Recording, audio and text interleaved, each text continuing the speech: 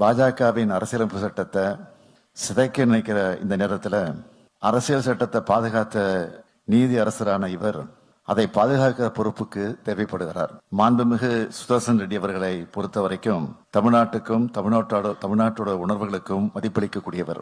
அதுக்கு ஒரு எடுத்துக்காட்டுத்தான் புதிய தேசிய கல்விக் கொள்கையை திரும்ப பெற வலியுறுத்தி தமிழ்நாடு முற்போக்கு எழுத்தாளர் கலைஞர்கள் சங்கம் நடத்தின மாநாட்டில் அவர் பேசினதை சுருக்கமா சொல்லணும்னா, இது திருவள்ளுவர், பாரதியார், பெரியார், கலைஞர் ஆகியோருடைய மண். போராட்ட குணத்தை இந்த மண் எப்போதும் விடுவதில்லைன்னு சொல்லி புதிய தேசிய கல்விக் கொள்கைக்கு எதிராக போராடுறது நம்முடைய கடமை. இது இந்த தேசத்துக்கு நாம் செய்ய வேண்டிய மிக முக்கியமான பணி. இவர்கள் கொண்டு வர நினைக்கிற தேசிய கல்விக் கொள்கை மனித மாண்புகளுக்கு எதிரானது. நான், எனது, என்னுடையது என்ற கலாச்சாரத்தை மட்டுமே இது உருவாக்கும். பன்முகத்தன்மையோ கல்வியின் ஜனநாயக பரவலையோ இது உருவாக்க